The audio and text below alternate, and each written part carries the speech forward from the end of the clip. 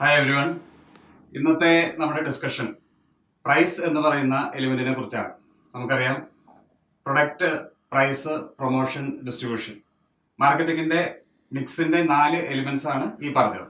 ഇതിൽ പ്രൊഡക്റ്റ് നമ്മൾ കഴിഞ്ഞ ക്ലാസ്സുകളിൽ കണ്ടു കഴിഞ്ഞു. ഇനി അടുത്തതാണ് നമ്മൾ പ്രൈസിലേക്ക് കടക്കുന്നത്.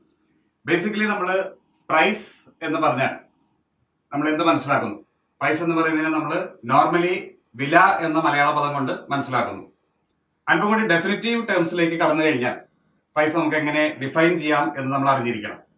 പ്രൈസ് എന്ന് പറയുന്നത് is the amount paid by a seller, amount paid to a seller by the buyer. വിൽക്കുന്ന ആൾക്ക് വാങ്ങുന്ന ആൾ നൽകുന്ന തുകയ്ക്ക് നമ്മൾ പ്രൈസ് എന്ന് പറയുന്നു. പൊതുവെ നമ്മൾ വില എന്ന് പറയുന്ന കാര്യത്തിന്റെ തന്നെ അല്പം കൂടി സാങ്കേതികമായി എക്സ്പാൻഡ് ചെയ്ത ഡീവിയേഷൻ ആണ് നമ്മളിപ്പോൾ കാണുന്നത്. It is the amount paid to a seller of goods and services by the buyer of the goods and services. ഇതിനാണ് നമ്മൾ പ്രൈസ് എന്ന് പറയുന്നത്. ഇനി മറ്റൊരു വേർഷൻ നമുക്ക് എങ്ങനെ മനസ്സിലാക്കാം? പ്രൈസ് എന്ന് പറയുന്നത് നമ്മൾ ഇക്കണോമിക് വാല്യൂ ടേംസിൽ, മൂല്യം എന്ന നിലയിൽ നമ്മൾ പ്രൈസിനെ എങ്ങനെ കാണുന്നു, പ്രൈസിന്റെ മൂല്യം എങ്ങനെ നിർണ്ണയിക്കുന്നു എന്നതിന്റെ ഡെഫിനിഷൻ നോക്കിയാൽ നമുക്ക് മനസ്സിലാക്കാം. It is the exchange value of A product or service. നിങ്ങൾക്ക് കൈമാറ്റം ചെയ്യാൻ വേണ്ടി വരുന്ന ഒരു മൂല്യത്തിന് നമ്മൾ പ്രൈസ് എന്ന് പറയുന്നു. നിങ്ങളുടെ കയ്യിലുള്ള പണം നിങ്ങൾ നൽകുമ്പോൾ നിങ്ങൾക്ക് തിരിച്ച് ഒരു പ്രൊഡക്റ്റ് അല്ലെങ്കിൽ ഒരു സർവീസ് കിട്ടുന്നു. ഈ എക്സ്ചേഞ്ച് പ്രക്രിയയ്ക്ക് നിങ്ങൾ കൽപ്പിക്കുന്ന വില അല്ലെങ്കിൽ മൂല്യത്തിന് നമ്മൾ പ്രൈസ് എന്ന് പറയുന്നു. ചുരുക്കത്തിൽ പറഞ്ഞാൽ നമ്മൾ പ്രൈസ് എന്നതുകൊണ്ട് മനസ്സിലാക്കുന്നത് it is the amount that is received by the seller of goods. ഇതിനാണ് നമ്മൾ പ്രൈസ് എന്ന് പറയുന്നത്. ഇനി പ്രൈസിന്റെ ഇമ്പോർട്ടൻസ് അല്ലെങ്കിൽ പ്രൈസിന്റെ objectives. Now let's understand the objectives of profit. We need to understand what are the main objectives of profit. This is a 7-fold item. Let's take it one by one. First is maximize profit. What do you mean by profit? Profit is the difference between the income you receive from the sale of goods and the expense that you need to sell the goods. In short, it is the difference between income and expense. Depending upon your price, you can increase or decrease your profits. Assuming that your input costs remain the same, if you increase the price, it leads to an increase in profits. If you reduce the costs, it also leads to an increase in profit. If you decrease the price, it leads to a decrease in profit. So one of the most important objectives of pricing will be to maximize or maintain profits. Now let's go to point 2. Improving or maintaining market share. Now assume there are 4 manufacturers of a given product in a market. Each person normally will have 25% market share, assuming everybody has an equal share of the market. How do you increase your market share? In case you try to reduce your price a bit, by logic assumptions, it should lead to an increase in market share. The moment you reduce your price, everything else remains the same. Customers would flock to buy your product. This means that you stand to increase your market share by reducing your price. So price is an important factor which will reduce or increase your market share. Let's go to point 3. Point 3 is ROI. ROI refers to return on investment. Return on investment means it is the returns which you get, or it is the income that you generate for a given amount of investment. You invest 100 rupees on manufacturing a product, you sell it for 110 rupees, your return on investment is 10%. This is the difference between 110 and 100. You have a 10% ROI. Now, your price helps you to increase or decrease your return on investment.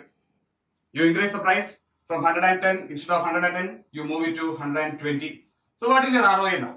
Your ROI is 20% ROI. So returns on investment can be manipulated easily through your pricing techniques. Let's move to point 4. Point 4 is addressing competition.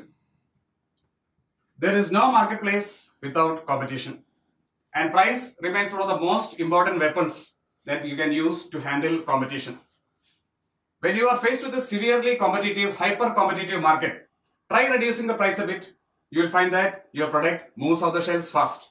Try increasing the price, your products remain where they are. To take your competition head on, it is always advisable to find out at what price your competitors are selling their products. You understand what is the headway you get with regard to movements of your price. You reduce the price, you can beat your competition. But be careful to maintain the quality of your product at the same level, if not more, as that of your competition. Now let's move to point 5. This is stabilize prices. Basically, this means all competitors should be selling your product at more or less the same price. Assuming there are no major differences in quality, all prices should ideally fall in the same price range, give or take a difference of 5 or 6 percentage points. All price points remain the same. Your price is the most important factor which will help bring about a stability in the price of products. Let's move to point 6 now. Building up resources. How does price help to increase or build up resources? It's a point worth thinking. This is an indirect point in the sense that suppose you sell your product for 100 rupees, cost of a product, you sell it for 150 rupees. You have need 50 rupees profit. Of that, how do you use this 50 rupees extra which you have received? You can use it either for distributing the entire profit to shareholders. You can invest this on increasing your product lines. You can use this for investing further in your business. This is basically what is meant by the process by the point that building up of resources. Higher your price, higher your profits. Higher your profits, the more resources you can invest in further products as well as your organization. So this is point number 6, building up of resources. Point 7, increase goodwill. How does price help to maintain goodwill? Let us assume a scenario. You have a product which you can sell for 150 rupees. The cost of bringing out the product is 100 rupees.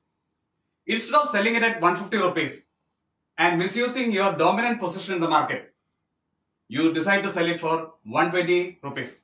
Which means that instead of misusing a possibility of taking your product in the market at 150 rupees and taking a profit of 50%, you sell it at 20% profits only, which is reasonable. As far as the market views, it views you as a responsible corporate. It enhances your company's goodwill. The public understands you are quite capable of selling this product for 150 rupees at a margin of 50%, but you have chosen not to do it, which means you care for the society. This is one important point which helps your organization to build up goodwill. So these are the 7 important objectives of price. Let's look at it once again. First is maximizing profit. Second is gaining or controlling market share. Third is stabilizing prices. Fourth is return on ROI.